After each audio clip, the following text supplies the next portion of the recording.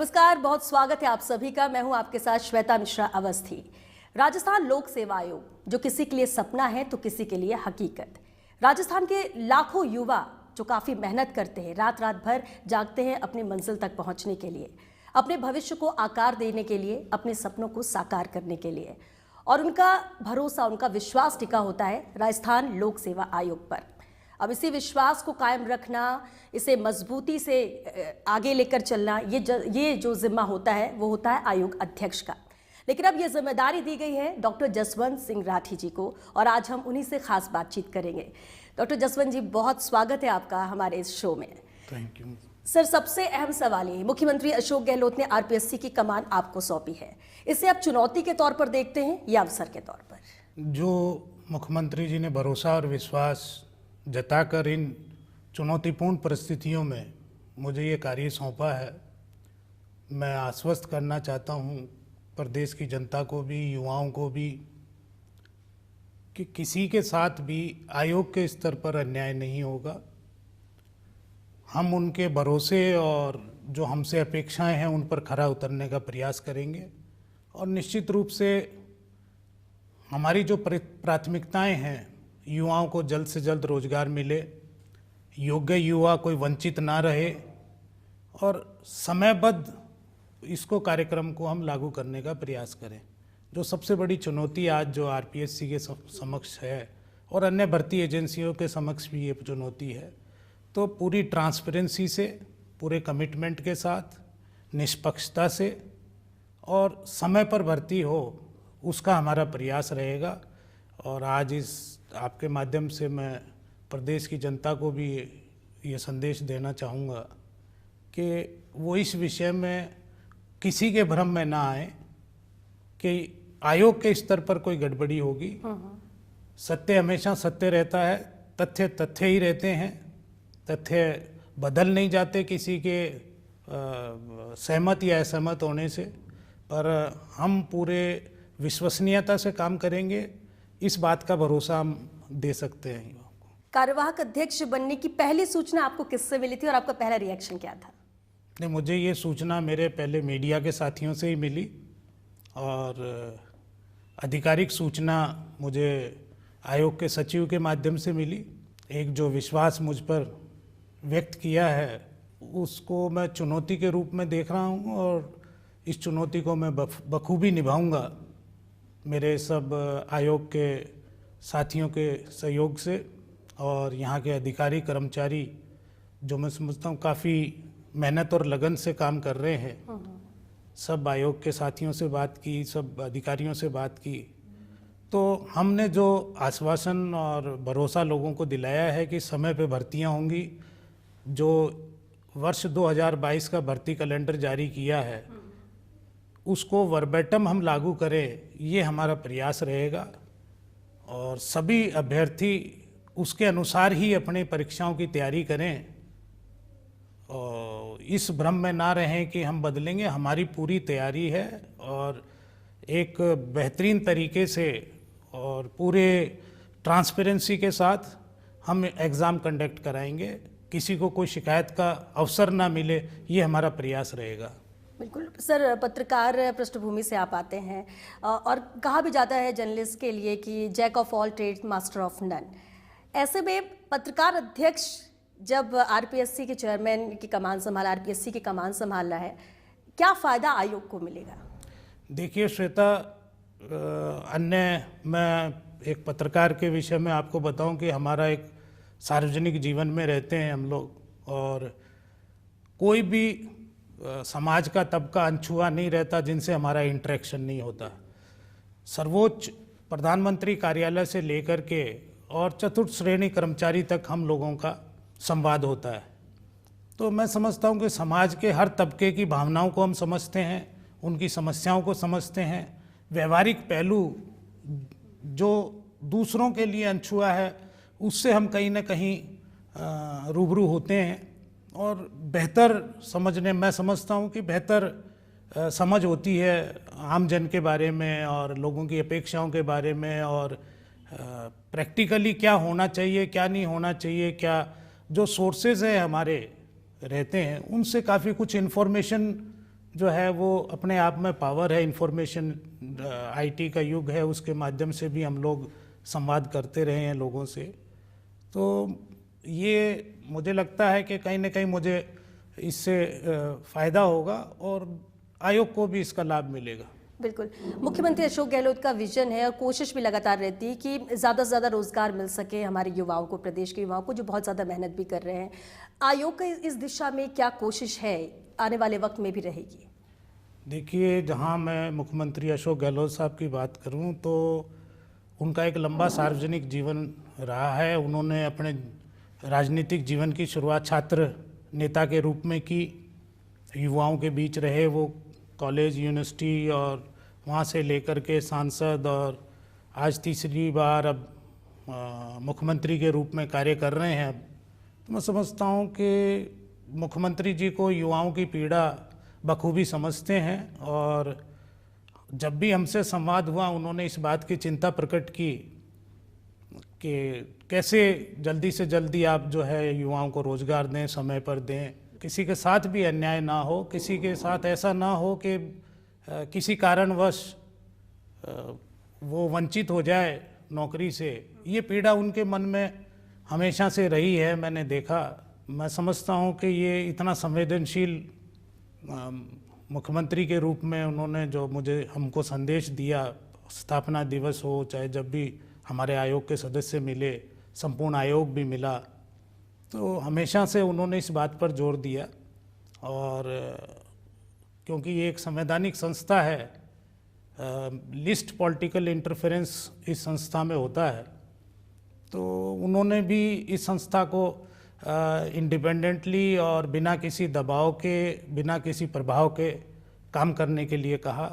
और संवैधानिक संस्थाओं को मजबूत करने का उनका इरादा हमेशा झलकता रहा जब भी हम लोग मिले। तो मुख्यमंत्री जी निश्चित रूप से युवाओं के लिए बहुत संवेदनशील हैं कि उनको रोजगार समय पर मिले। जी, 14 अक्टूबर 2020 ये वो दिन था जब आप सदस्य के तौर पर आयोग से जुड़े, और 1.25 साल का ही ये वक्त था जब इस आयोग यानी आरपीएससी की कमान आपको सौंपी गई है। प्राथमिकताओं में क्या रहेगा सर आपके? बहुत सारे चीज़ें हैं, और जिस तरह से आरपीएससी का पिछला इतिहास भी रहा है, सवाल भी कई खड़े हुए हैं, प्रायोरिटीज़ क्या क्या रहेंगी? अब मेरी प्राथमिकता जो ये है कि देश में जो सर्वोच्च संस्था है यूपीएससी है जी। आईएएस और आईपीएस का जब वो चयन करते हैं तो मैं समझता हूँ कि उसकी कार्यप्रणाली को लोग देश भर में विश्वसनीय मानते हैं। मेरी अब प्राथमिकता ये है कि किसी भी प्रकार का भ्रम ना रहे युवाओं में। हम लोग यूपीएससी के पैटर्न को अडॉप्ट करने का हूबहू प्रयास करेंगे किसी देश में, ताकि किसी को एक number 1 RPSC public service commission किसी स्टेट का हो तो वो आरपीएससी का उसमें नाम आना चाहिए। ये हमारा प्रयास रहेगा। मेरी प्राथमिकता भी ये रहेगी कि जितनी विश्वसनीयता यूपीएससी की है उतनी विश्वसनीयता इस आरपीएससी की हो, ये मेरा प्रयास रहेगा। आयोग सदस्य और आयोग अध्यक्ष, इन दोनों की भूमिका में आपने क्या अंतर पाया? मेरा शुरू से कार्य करने का जो शैली रही है वो सबको साथ लेके चलने की रही है। तो आयोग के सदस्य के रूप में भी हम टीम वर्क की तरह काम करते थे, और अब वो मुझे क्योंकि मेरा अच्छा कोऑर्डिनेशन सबके साथ रहा, आयोग के सभी सदस्यों के साथ रहा, अधिकारियों के साथ रहा, तो अब भी मुझे आयोग के सदस्य पूरा सहयोग कर रहे हैं। और अध्यक्ष अपने आप में महत्वपूर्ण नहीं है, पूरी टीम जो है काम करती है। अध्यक्ष उसका लीडर होता है टीम का, और उसमें ये क्वालिटी होनी चाहिए कि वो किससे क्या काम ले सकता है और किसका कहाँ उपयोग कर सकता है। ये जजमेंट जो है आयोग के अध्यक्ष को होना चाहिए। तो उसके अनुरूप ही मैं जिसमें जो खूबी है, जिसकी जो मेरिट्स हैं, उनको एनालाइज करके और सब साथियों के साथ मिलकर काम करेंगे। बिल्कुल। भर्ती परीक्षा में पेपर लीक और अनियमितताएं आज एक सबसे बड़ा मुद्दा प्रदेश में बन चुका है। ये बहुत ही बड़ी चुनौती है सर, इसे कैसे पार पाएंगे आप? ये मेरे लिए भी एक बड़ी परीक्षा होगी, और मैं सब के सहयोग से समझता हूँ कि मैं इस परीक्षा में खरा उतरने का प्रयास करूँगा। ये जैसे नवाचार आयोग में हो रहे हैं या भर्ती संस्थाओं में हो रहे हैं, उसी तरह के आईटी का उपयोग करके जो गिरोह हैं और वो बहुत संगठित गिरोह है, वो भी ये काम कर रहे हैं, वो भी इन आईटी का उपयोग करके नकल कराने का काम कर रहे हैं। तो किसी न किसी स्तर पर ऐसे संस्थानों को चिन्हित किया जाना चाहिए, आइडेंटिफाई किया जाना चाहिए कि कौन लोग हैं जो लगातार इन चीज़ों में लिप्त हैं। तो उनको आइडेंटिफाई करके उनको विधि सम्मत उनके खिलाफ कार्रवाई की जानी चाहिए। ये बेरोजगारों के भविष्य के साथ खिलवाड़ ना करें। लेकिन पेपर लीक मामले में देखिए, जैसे मामला सामने आया, सरकार भी गंभीर है, एक्शन लिया जा रहा है, कार्रवाई जारी है, लेकिन आपको नहीं लगता कि इसे मुद्दा बड़ा बनाकर इस पर सियासत भी हो रही है? हम तो एक संवैधानिक संस्था में हैं, इसलिए सियासत से तो हमारा कोई वास्ता नहीं है, लेकिन मैं समझता हूं कि ये बहुत संवेदनशील मुद्दा है जिस पर जो भी एजेंसीज काम कर रही हैं उनको काम करना चाहिए और जो दोषी हैं उनको दंडित करना चाहिए, उनके खिलाफ कार्रवाई होनी चाहिए, सख्त कार्रवाई होनी चाहिए, जिससे भविष्य में दूसरे अभ्यर्थियों के साथ कोई अन्याय ना हो। कम से कम मैं आरपीएससी के स्तर पर आपको ये आश्वस्त करता हूँ, नकल के संबंध में या और अन्य कोई अनफेयर मीन्स के कोई मेरे सामने आएगी तो निश्चित रूप से मैं बहुत कड़ी कार्रवाई करूंगा उसके खिलाफ। बिल्कुल जसवंत जी, देखिए उम्मीदें युवाओं को भी बहुत ज़्यादा है और बहुत सारी ऐसी चीज़ें जो लोग आपसे जानना चाहते हैं। चुनौती की हो रही है, तो आपने भी कैंसर जैसी बड़ी चुनौती को मात दी, जिंदगी को लेकर आपका फलसफा क्या है? जो मुझे कैंसर डायग्नोज हुआ तो जैसे सबको होता है वैसे मुझे भी हुआ, न्यूरो एंडोक्राइन ट्यूमर्स मुझे था जी। तो एक बार विचलित सभी होते हैं, लेकिन अभिमन्यु की वो महाभारत के अभिमन्यु की मुझे वो बात मेरे जहन में आती थी कि लड़ कर के हारना या लड़ाई से मुंह नहीं मोड़ना है, चाहे परिणाम कुछ भी हो। तो मैंने उसको उस रूप में लिया कि संघर्ष करना चाहिए, जीवन में चुनौतियों का सामना करना चाहिए। वो एक पल था जो, लेकिन उसमें मैंने बहुत कुछ सीखा। मैंने जैसे पहले बताया, एक सैनिक पृष्ठभूमि से आता हूँ। मेरी शिक्षा दीक्षा भी सेंट्रल स्कूल में हुई, जहाँ सभी वर्गों के, सभी धर्मों के, सभी मजहबों के लोग आते थे। और एक शुरू में मेरे एक टैग लाइन थी जो मैं जब स्कूल में पढ़ता था तो मेरे दिमाग में थी, जय पराजय का मोह त्याग कर खेलने वाला खिलाड़ी कभी पराजित नहीं होता। तो मैंने इसको उसी रूप में लिया कि अपना बेस्ट देंगे और जो भी संभव है वो प्रयास करेंगे और दूसरे लोगों को भी जीवन को सार्थक बनाऊं। इस गंभीर बीमारी के बाद जब मैं निकला, मुझे लगा कि मुझे अब समाज को कुछ देना चाहिए। अब तक हमने बहुत कुछ समाज से लिया, जब हम आए हैं मनुष्य के रूप में तो हमारा एक दायित्व है कि अपने साथ फिर समाज के लिए भी कोई कंस्ट्रक्टिव काम करें। मैंने उसी रूप में ये इस पर बुक भी लिखी, मेरा युद्ध कैंसर विरुद्ध, ताकि लोगों को उससे प्रेरणा मिले। बिल्कुल, और इस किताब का विमोचन मुख्यमंत्री अशोक गहलोत ने किया था और तारीफ भी इस किताब की हुई। जी। तो अब क्या ऐसा माना जाए कि राठी जी का अब जो युद्ध होगा वो बेरोजगारी के विरुद्ध होगा? मैं हमेशा से ही एक वॉरियर रहा हूँ and warriors don't give up. यहाँ भी मैं समर्पण नहीं करूँगा, हर चुनौती का डट के मुकाबला करूँगा और उसको ओवरकम करने की कोशिश करूँगा। पूरा प्रयास करूँगा कि जो मेरे पास जो जीवन है, जो मेरे पास काम है, उसको कर्तव्य अपना पूरा निर्वहन करूं और अपने जीवन को सार्थक करने का प्रयास करूं। जी, अगर प्रदेश के युवाओं की सोच और नज़रिए को लेकर कोई एक बदलाव करना चाहें तो वो आप क्या करना चाहेंगे? मुझे कहीं ना कहीं जो आज की एजुकेशन में जो कमी नज़र आती है वो है कि स्पोर्ट्स का नहीं होना, नहीं खेलना, इंडोर गेम्स या जो कंप्यूटर पर खेलते हैं, तो कहीं ना कहीं खेल से वंचित नहीं रखना चाहिए आज के युवाओं को। खेल एक बहुत खूबसूरत चीज़ सिखाता है जीवन में, एक जीवन में जीने की कला सिखाता है। वो है हारना और जीतना, समभाव से लेना हार और जीत को। वो कहीं ना कहीं पहलू जो है, वो जो क्वालिटी है, वो उन बच्चों में नहीं है जो कंप्यूटर या इंडोर गेम्स या उसमें इंटरेक्ट नहीं करते हैं। एक तो खेल से टीम की भावना आती है, दूसरा हार और जीत जो चीज़ मैं बता रहा हूँ, ये भी एग्ज़ाम भी वैसे ही है, फेल या पास। तो आप उसको समभाव से लें और एक बार हारते हैं फिर हम अपनी कमियों को उसमें एनालाइज करते हैं और फिर दोबारा तैयारी के साथ मैदान में उतरते हैं और फिर जीतते भी हैं कभी न कभी। तो निरंतर उन अभ्यर्थियों को भी इसको उस वे में ना लें कि भी मेरा सब कुछ ख़त्म हो गया, मैं अब मेरा चयन नहीं हुआ तो मैं शायद अयोग्य हूँ।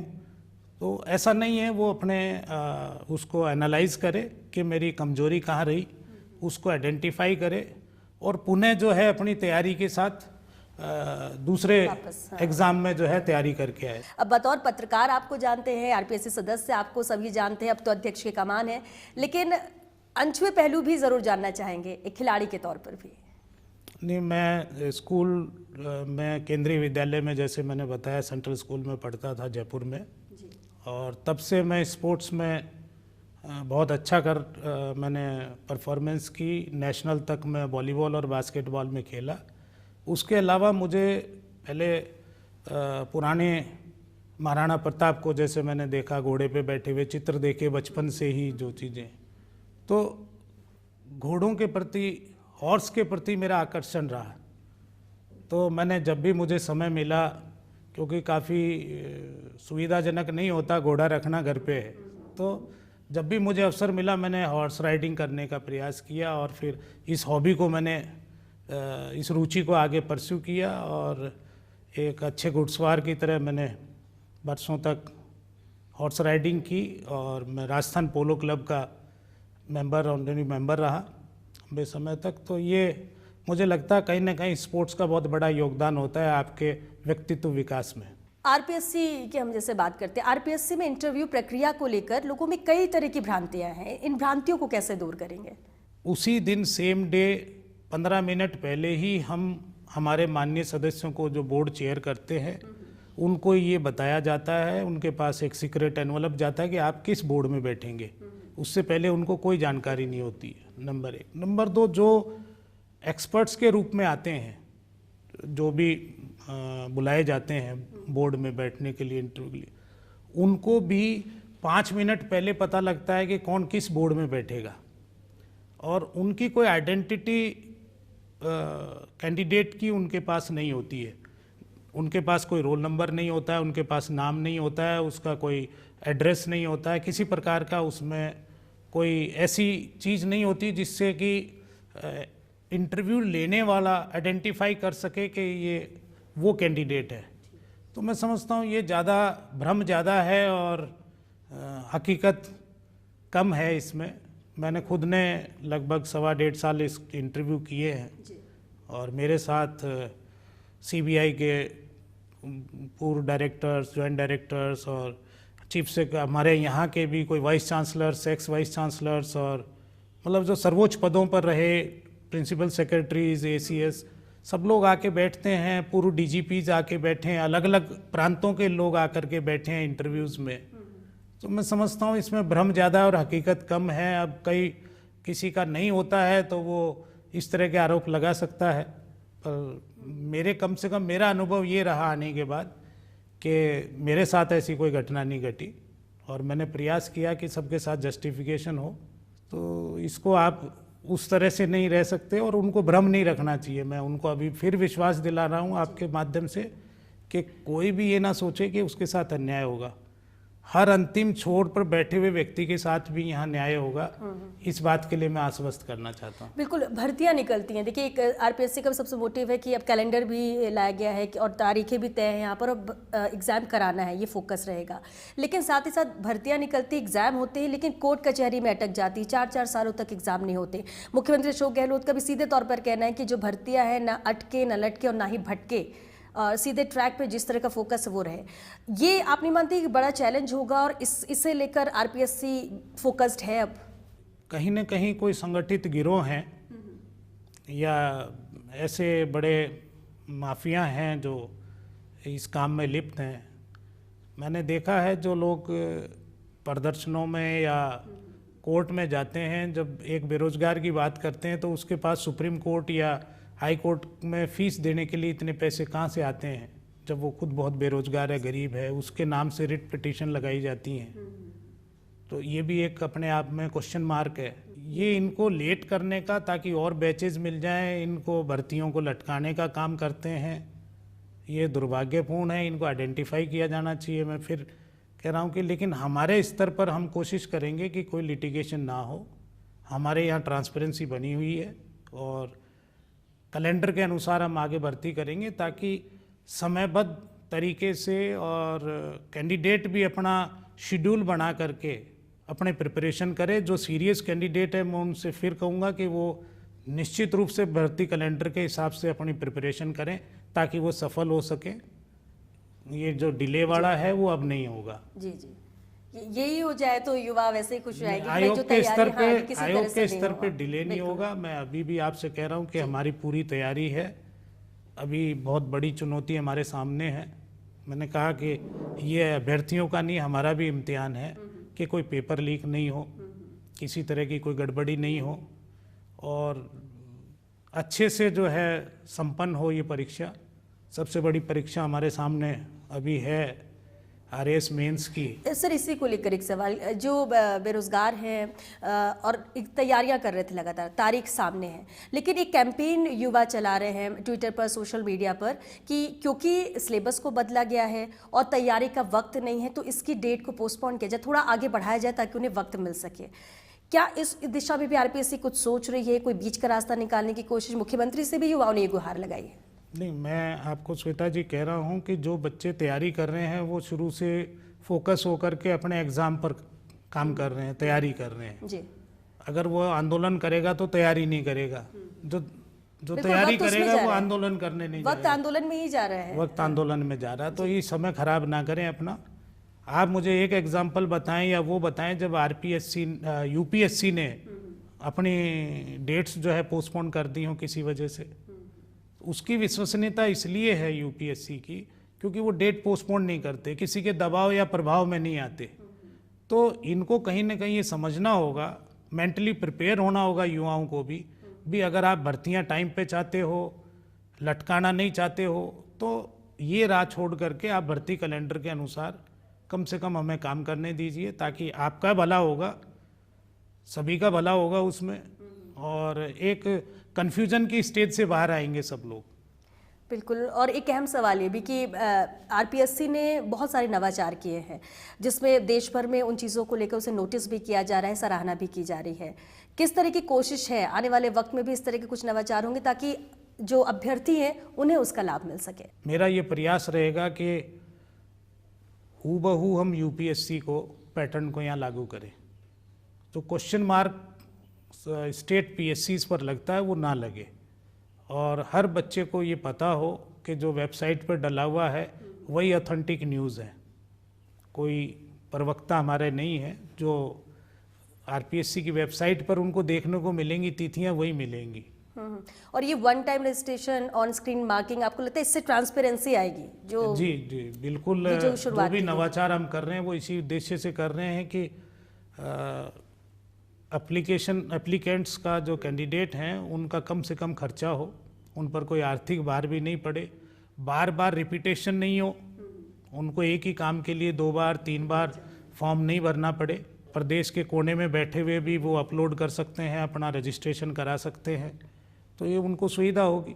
सर आप एक लौते ऐसे पत्रकार हैं जो आरपीएससी के सदस्य के तौर पर भी 1.25 साल से काम किया, कमान यहाँ पर आरपीएससी की सौंपी गई। प्रदेश के युवा पत्रकारों के लिए भी क्या मैसेज देना चाहेंगे आप? और मौजूदा स्थिति में देखा जाए तो प्रदेश की मीडिया को आप किस स्टेज में पाते हैं? पत्रकारिता एक जोखिम भरा पेशा है और चुनौतीपूर्ण है आज के दौर में काम करना। समझता हूँ कि आपको इस कॉम्पिटिटिव ज़माने के हिसाब से जैसा आपको अपने आप को कॉम्पिटेंट बनाना पड़ेगा, अपग्रेड करना पड़ेगा समय के साथ साथ। आईटी का ज़माना है, जो पहले हाथ से लिखते थे, कागज़ पे लिखते थे, फिर टाइप करने वाला कोई और होता था, फिर सब खुद कंप्यूटर पर सब खुद करना होता है। आपको पता है मोबाइल पर ही आप रिपोर्ट भेज देते हो। तो अब उस ज़माने के साथ कदम ताल करनी होगी, उसको नवाचारों के साथ ही उनको जीना पड़ेगा। और अब अगले दिन पहले खबर छपती थी तब लोगों को पता लगता था, अब तो आप अभी यहाँ इंटरव्यू कर रहे हैं और लोग देख रहे हैं। हाँ। तो ऐसे नवाचारों के साथ काम करना पड़ेगा और अपने आप को नॉलेज अपग्रेड करनी पड़ेगी। और जो कहीं ना कहीं मीडिया के प्रति भी लोगों की जो धारणा है कुछ समय में जो विकसित हुई उसको भी बदलना पड़ेगा। ये भी एक बड़ी चुनौती है।